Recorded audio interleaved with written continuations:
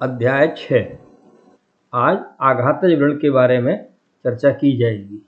आघातज व्रण को आयुर्वेद में 6 प्रकार के बताए गए हैं। ये व्रण छिन्न, भिन्न तथा विद्ध, क्षतम पिच्चितम एव च, घ्रष्टम आहुष तथा षष्टम तेषाम वक्ष्यामि लक्षणम। अर्थात छिन्न इंसाइज वुंड, पंक्चर्ड वुंड, ऐसे वुंड जिनमें कि इंटरनल ऑर्गन इंजर्ड हो जाते हों। तीसरे विद्ध व्रण, जो भी पंक्चर वुंड की श्रेणी में ही आते हैं, लेकिन इनमें इंटरनल ऑर्गन जो है वो इंजर्ड नहीं होते। क्षत व्रण, इनको लेसरेट वुंड की संज्ञा दी गई है। इसके बाद पिच्चित व्रण, जिनको डिप्रेस्ड या कंट्यूज वुंड की श्रेणी में रखा गया है। और अगला छठा प्रकार है घ्रष्ट व्रण, जिनको हम साधारणतः एब्रेजन कहते हैं। इन व्रणों के कारणों में आयुर्वेद में बताया गया है कि किसी बलवान व्यक्ति से युद्ध करने से, किसी बहुत धारदार हथियार से आघात होने पर, अथवा किसी चीज से दब जाने पर, गिर जाने पर, अथवा रगड़ खाने से ये व्रण उत्पन्न हो सकते हैं। यद्यपि ये जो आघात के कारण हैं आज उतने देखने को नहीं मिलते हैं, क्योंकि आज आघात के स्वरूप बदल गए हैं। आज लाइफ बहुत फास्ट हो गई है। आजकल जो आघात देखने को मिलते हैं, road side accident, train crash, gun shout wound, या बहुत ज़्यादा दबने से, क्रश होने से भी देखने को मिलते हैं। एब्रेजन तो वैसा ही स्वरूप है, रगड़ खाने से ये व्रण उत्पन्न होते हैं। अब एक एक व्रण के बारे में हम यदि जानें तो पहला जो व्रण है वो है इंसाइज्ड वुंड, जिसे हम छिन्न व्रण के नाम से जानते हैं। ऐसे व्रण की परिभाषा बताते समय आयुर्वेद में बताया गया है, तिरश्चीनी ऋजुर्वापी व्रणस्य यो आयतो भवे, गात्रस्य पातनम चापी छिन्नम इति विप्रदुष्यते। अर्थात जो व्रण तिरछे हों, सीधे हों, बारीक लाइन की तरह, और या बहुत ज़्यादा फैले हुए हों, ऐसे व्रण जिनके लगने से शरीर का कोई हिस्सा टूटकर या कटकर गिर जाए, उन व्रणों को छिन्न व्रण अथवा इंसाइज वुंड की श्रेणी में आयुर्वेद में रखा गया है। ये व्रण बहुत धारदार तलवार अथवा कोई बहुत ज़्यादा धारदार चाकू से उत्पन्न होते हैं। ये व्रणों के पश्चात जो दूसरे व्रण आयुर्वेद में बताए गए हैं, उन व्रणों को भिन्न व्रणों की संज्ञा में रखा गया है। भिन्न व्रण का आज के हिसाब से हम पंक्चर्ड वुंड, जिसके अंतर्गत इंटरनल ऑर्गन भी भिन्न हो जाते हैं या टीयर हो जाते हैं, उस श्रेणी में रखा जाता है। भिन्न व्रण की परिभाषा बताते समय आयुर्वेद में बताया गया है कि कुंत, शक्ति, दृष्टि, खड्ग, आग्र, विषाणादिभिर आशय, हतः किंचित सर्वेद तद्धि भिन्न लक्षणम उच्यते। अर्थात ऐसे व्रण भाले से, शक्ति से, दृष्टि नाम के शस्त्र से, अथवा तलवार के अगले हिस्से से, या किसी पशु के श्रृंग से अभिघात होने के परिणाम स्वरूप उत्पन्न होते हैं। अभिघात के परिणाम स्वरूप शरीर के भीतर का कोई अंग, जिसे आयुर्वेद में कोष्ठ कहते हैं, वो भी इसमें इंजर्ड हो जाता है। ऐसे व्रण को हम, और इंजर्ड होने के पश्चात वहाँ से कुछ स्राव, रक्त स्राव इत्यादि बाहर निकलता है, तो ऐसे व्रण को हम भिन्न व्रण की संज्ञा में रखते हैं। जैसा कि ये बताया गया था कि इन व्रणों में शरीर के इंटरनल ऑर्गन विद्ध हो जाते हैं, कट जाते हैं, तो उन ऑर्गनों को आयुर्वेद में कोष्ठ की संज्ञा दी गई है। ऐसे ऑर्गन संख्या में 8 बताए गए हैं, वो जो कि इस प्रकार हैं: स्थानान्य आम अग्निपक्वानाम, मूत्रस्य रुधिरस्य च, हृदय उंडूक फुफ्फुस्य कोष्ठ इति विधीयते। अर्थात यदि हम देखें तो आमाशय, अग्नाशय, पक्वाशय, मूत्राशय, रुधिराशय, हृदय, उंडूक और फुफ्फुस, इनके अभिघात होने से व्रण से कुछ स्राव बाहर निकलता है। ऐसे व्रण को भिन्न व्रण की संज्ञा दी गई है, जैसा कि पहले बताया गया।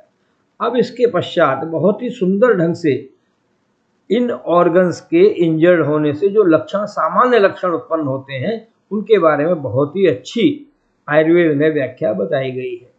उन्होंने बताया है तस्मिन् भिन्ने रक्तपूर्णे ज्वरोदाहश्च जायते, मूत्रमार्ग गुदासाभ्यो रक्तम घ्राणम च गच्छति, मूर्छा श्वास तृड आदमान भक्त छंद एव च विड मूत्रवात संगश्च स्वेदास्रावो अक्षी रक्तता लोहगंधित्व आमाशयस्य गात्र दौर्गंध्यम एव च हृदशूलम पार्श्वयोश्चापि विशेषम छात्र में शृणु।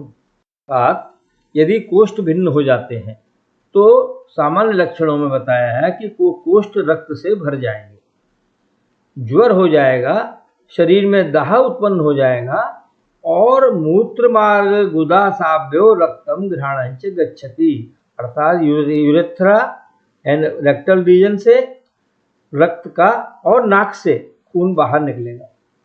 रोगी को मूर्छा हो जाएगी, सांस लेने में तकलीफ होगी, प्यास लगेगी, उसका एब्डोमेन डिस्टेंशन हो जाए, आधमानम भक्त छंद एनोरेक्सिया उसको रहेगा, विड मूत्रवात संगस्य, इसका तात्पर्य है कि उसका मल मूत्र और वायु तीनों अरेस्ट हो जाएंगे, बाहर नहीं निकलेंगे और शरीर से दुर्गंध आएगी पसीना के स्राव होने की वजह से।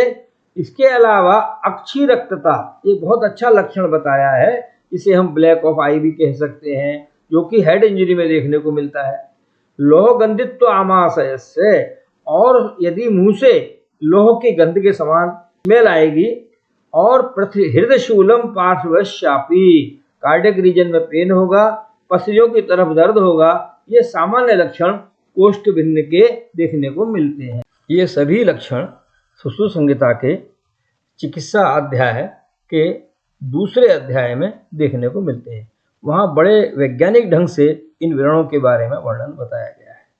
विद्ध व्रण के सामान्य लक्षणों के अतिरिक्त उन्होंने आमाशय और पक्वाशय, इनके भिन्न होने के बाद भी कुछ लक्षण बताए गए हैं।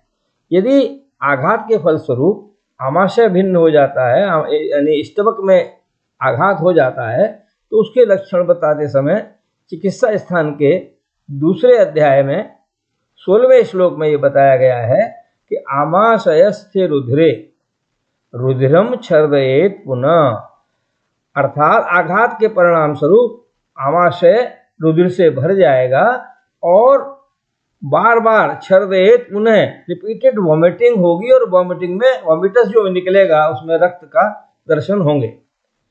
आदमानम अतिमात्रम च, और एब्डोमन डिस्टेंडेड हो जाएगा। शूलम च भ्रसदारुणम, और एब्डोमन के अंदर बहुत ही ज़्यादा तीव्र वेदना देखने को मिली। इसके पश्चात उन्होंने पक्वाशय अर्थात इंटेस्टाइन इंजरी के बारे में बताया है। अब इंटेस्टाइनल इंजरी को दो प्रकार से बताया गया है। एक तो ऐसे प्रकार की आघात जिसमें आंत्र भिन्न हो जाती हैं, अर्थात उनमें छेद हो जाता है, और एक ऐसा जिसमें आंत्र में भिन्नता नहीं आती है, कटती तो नहीं है लेकिन वो आघात दब जाती हैं या उसमें आघात होता है।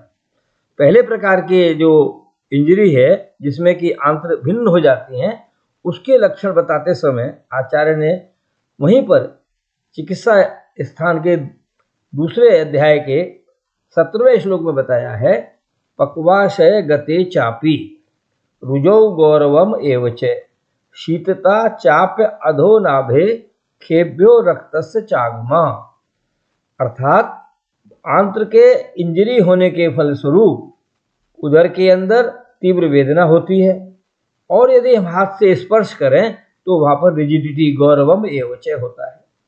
हाथ से ही हम वहाँ का यदि तापमान देखें तो शीतता चाप्य अधो नाभे, नाभि के नीचे सब अम्बिलिकल रीजन के अंदर हमको ठंडा है, लॉस ऑफ टेम्परेचर मिलेगा। और खेभ्यो रक्तस्य चागम, जो दोनों द्वार हैं, ऊर्ध्वद्वार और अधोद्वार, मुख से और गुदा से रक्त का आगमन देखने को मिलता है। दूसरे प्रकार का आंत्र में ऐसा आघात जिसमें आघात में छेद नहीं हुआ है, आंत्र फटी नहीं है, अभिन्ने अप्याशये आंत्राणाम खे सूक्ष्मय अंत्रपूर्णम, इसका तात्पर्य यह हुआ कि ऐसे आघात में आंत्र का lumen of the intestine is full of blood, रक्त से भर जाता है। उसका एक बहुत अच्छा उदाहरण दिया है।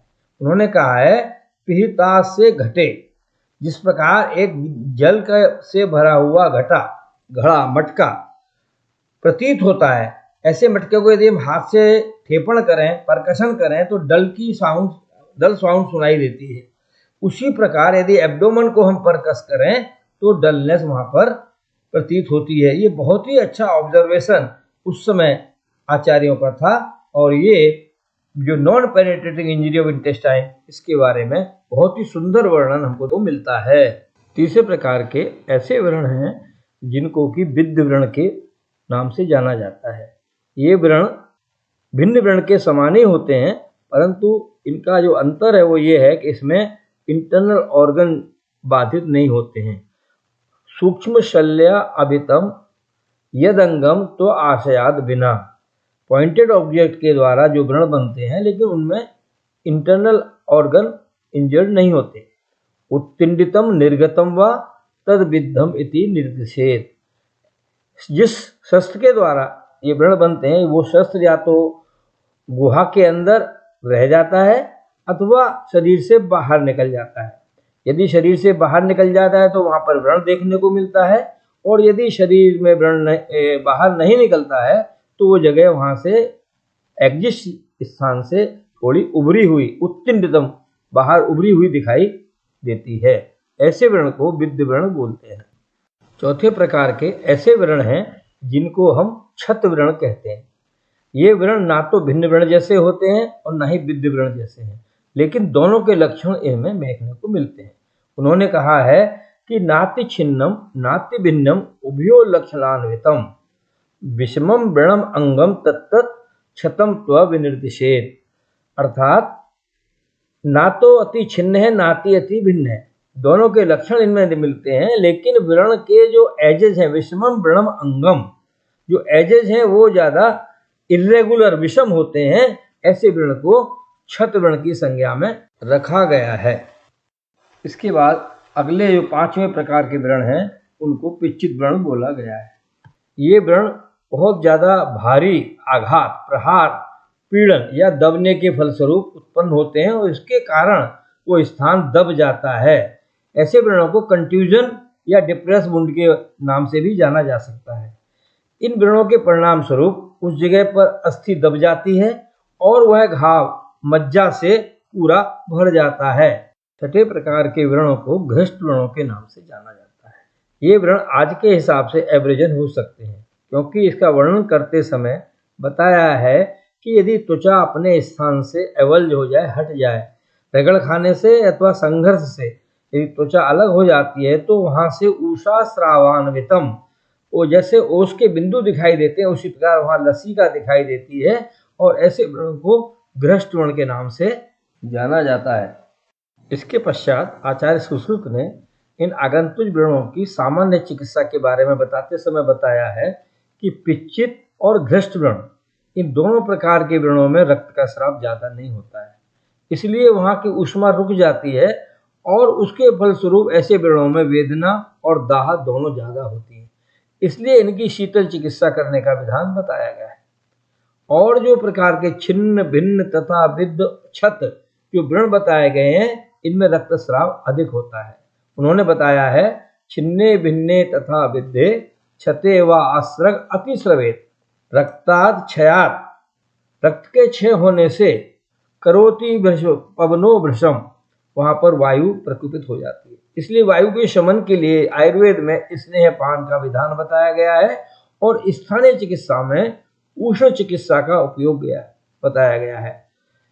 उष्ण चिकित्सा में गर्म धान्य, उनसे वहां स्वेदन करना चाहिए, और वात शमन के लिए स्निग्ध वस्ती एनिमा, जो ऑयली एनिमा होते हैं जिनको हम स्नेह वस्ती के नाम से या अनुवासन वस्ती के नाम से भी जानते हैं, ऐसा विधान इसकी चिकित्सा में बताया है। इसके पश्चात विशेष चिकित्सा का वर्णन इसके पश्चात आगे किया जाएगा।